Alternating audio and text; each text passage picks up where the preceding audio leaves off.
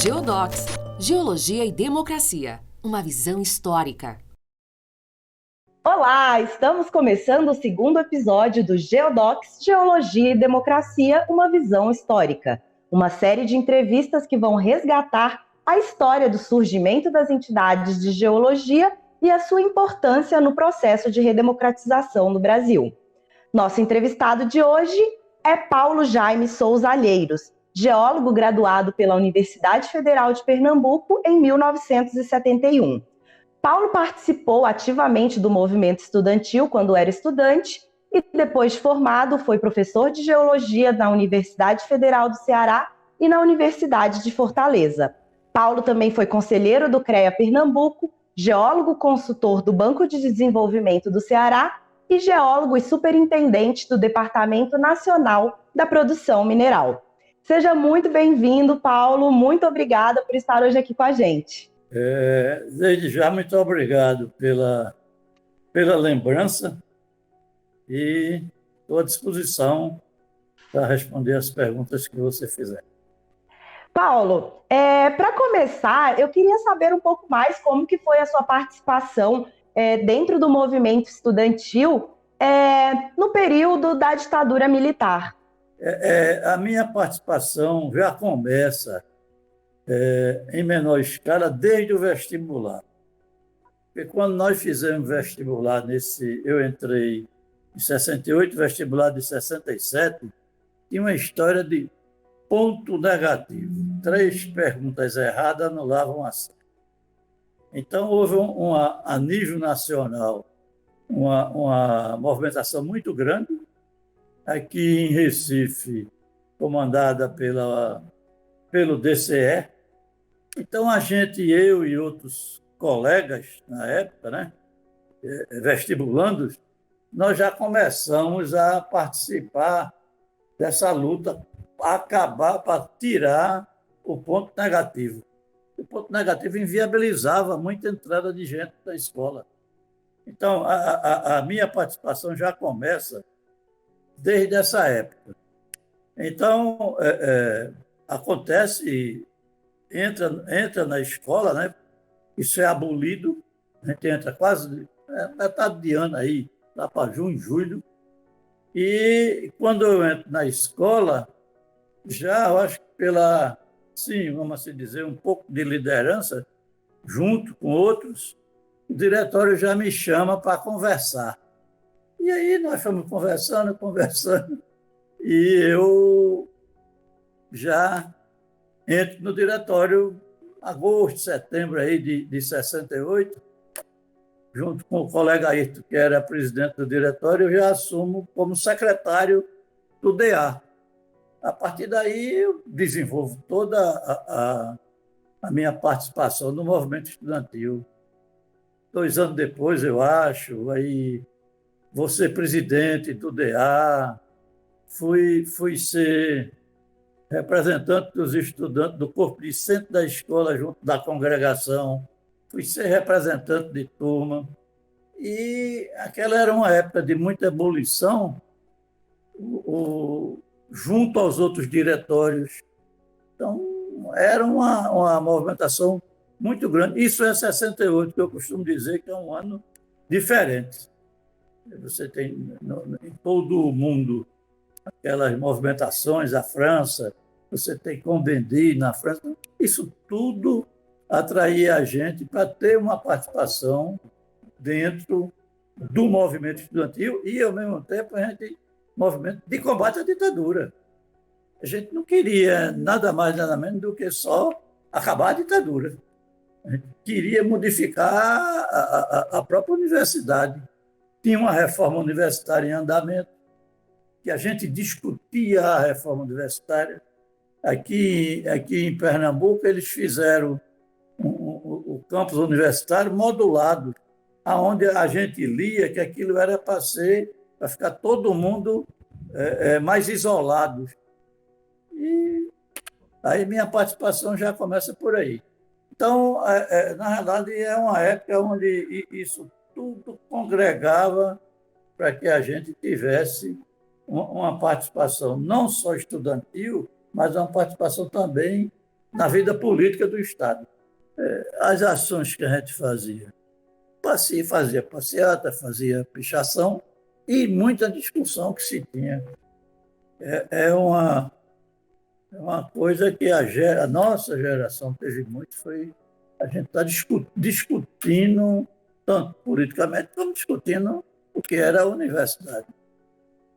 O curso de geologia era um curso pequeno. Já foi uma luta do DA nosso. A gente passou a ter 30 alunos, não tinha 30 alunos, e a universidade não queria. Ela dizia como é que vai fazer excursão, como é que vai fazer aula prática. A gente dizia, compra ônibus, compra material para poder botar mais gente na escola. Ia ficar um curso de 15, 20 pessoas. O curso de geologia, ele teve uma atuação muito forte no movimento estudantil aqui em Pernambuco e formou muito quadro. Uma coisa muito forte para nós foi o AI-5, né?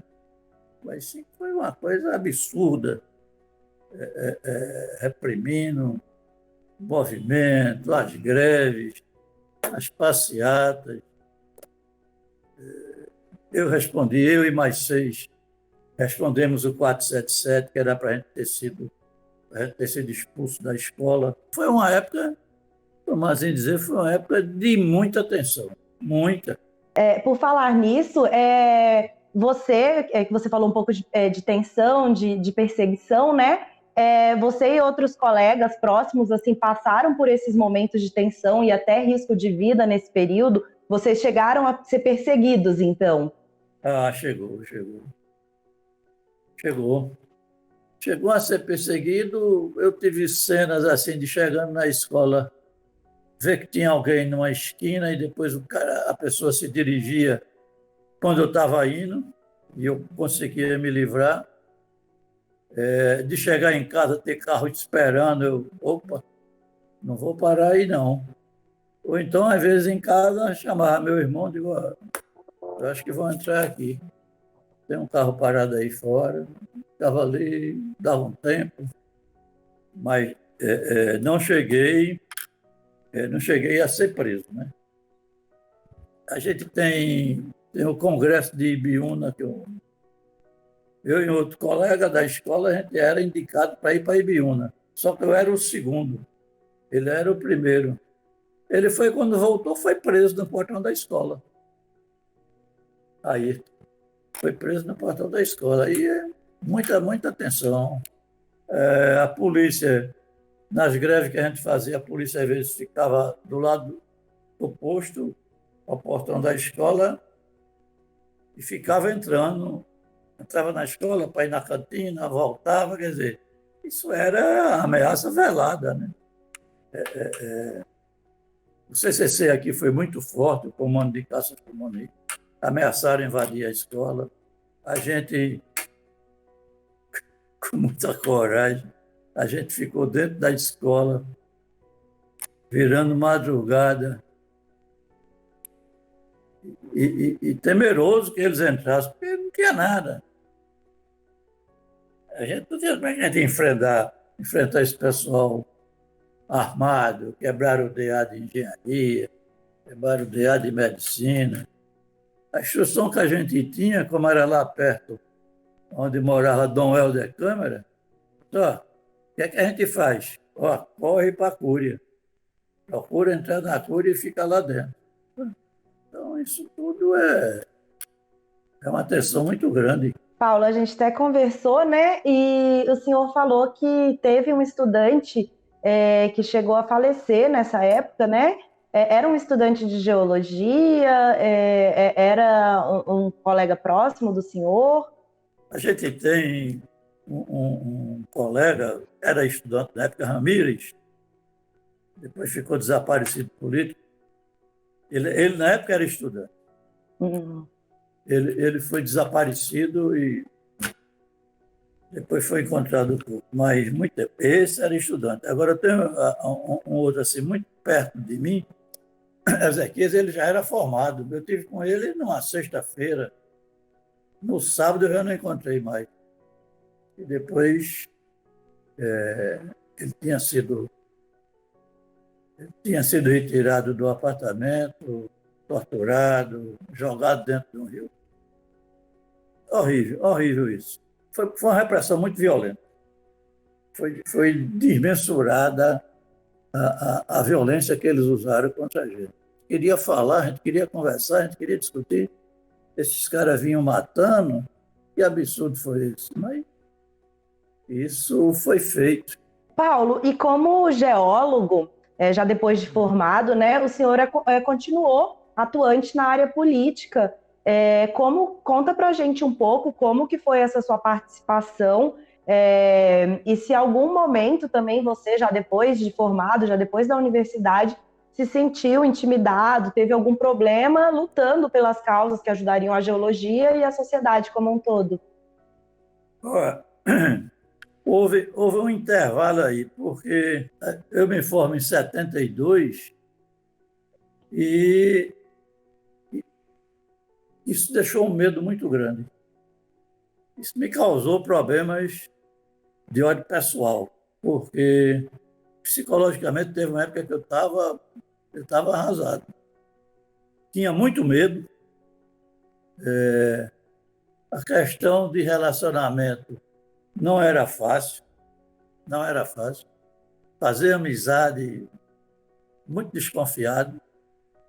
Eu confesso, eu tive que fazer terapia para trabalhar isso, porque senão eu ia viver encolhido, muito medo. Então, isso houve um intervalo. Nesse intervalo, e quando eu estou na Universidade Federal do Ceará, inclusive eu já tinha feito, no início, foi professor convidado, depois eu fiz concurso, mas eles me alcançaram no concurso. Teve uma hora que eu fui... Era desaconselhável a nossa permanência no recinto da universidade.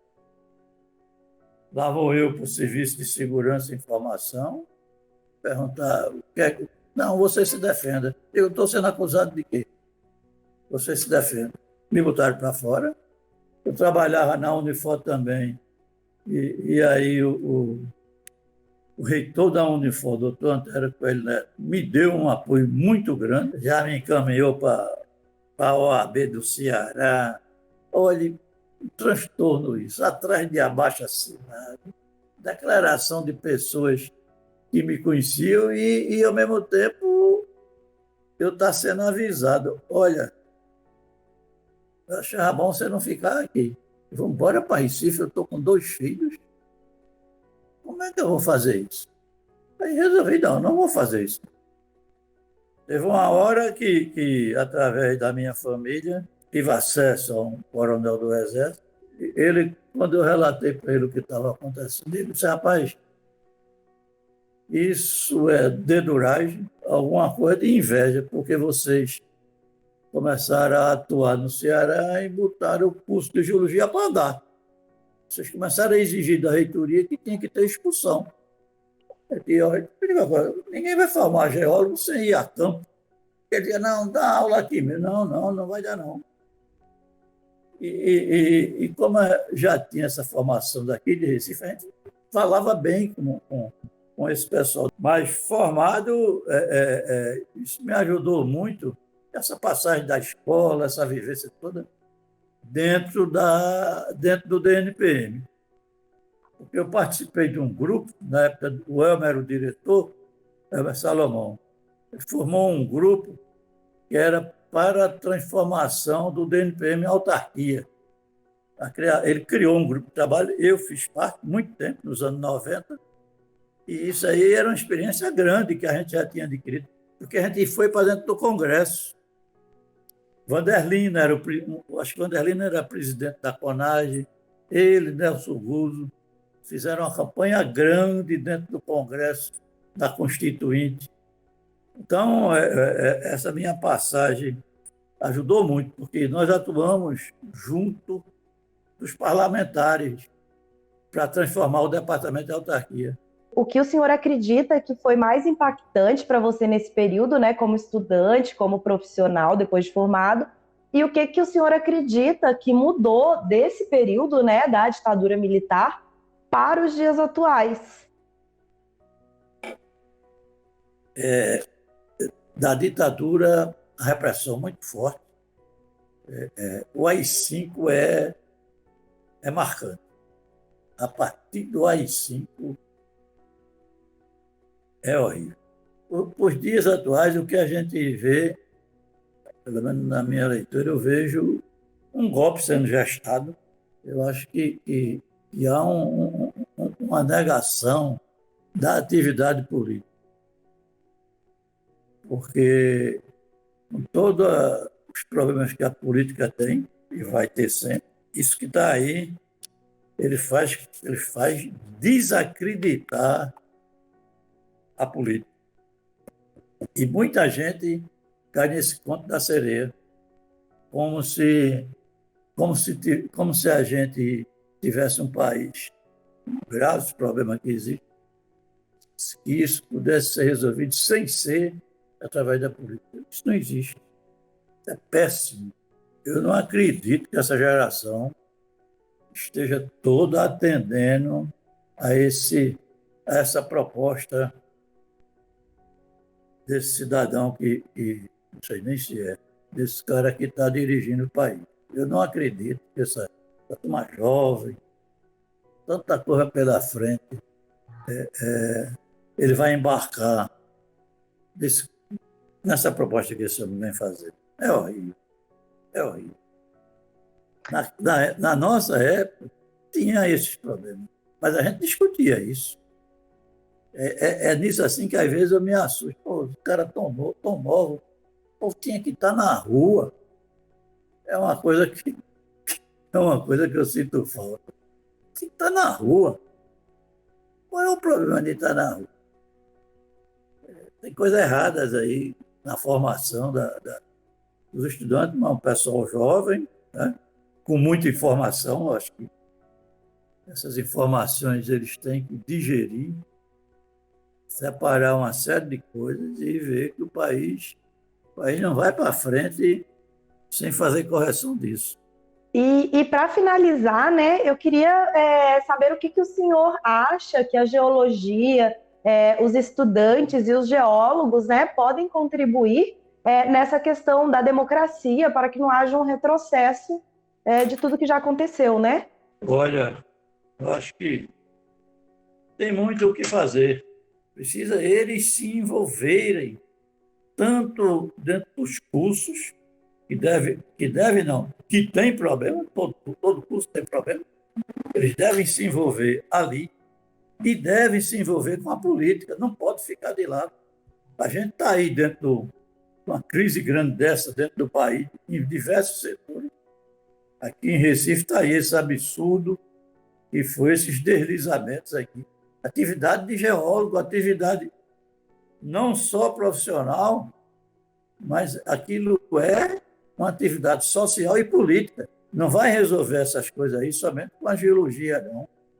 Vai ter que ocupar espaço em prefeitura, governo do estado e atuar, se formarem, né, crescerem, para tomar conhecimento com os morros que tem, que os morros falam, né?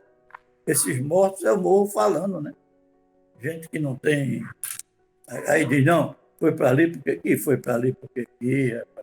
Tu já viste o cara ir morar dentro do mangue, tu já viste o cara ir morar em cima de uma barreira que vai deslizar porque quer. É o sistema capitalista, a moradia que foi implantada no país, a habitação que botou esse povo para ali. Isso não é assim. Eu ouvi uma vez uma mulher dizer, digo, olha, a senhora não pode ficar aqui que essa barreira vai deslizar. Ela dizer para mim, eu vou para onde? Como é que tu vai ir? Eu vou para onde?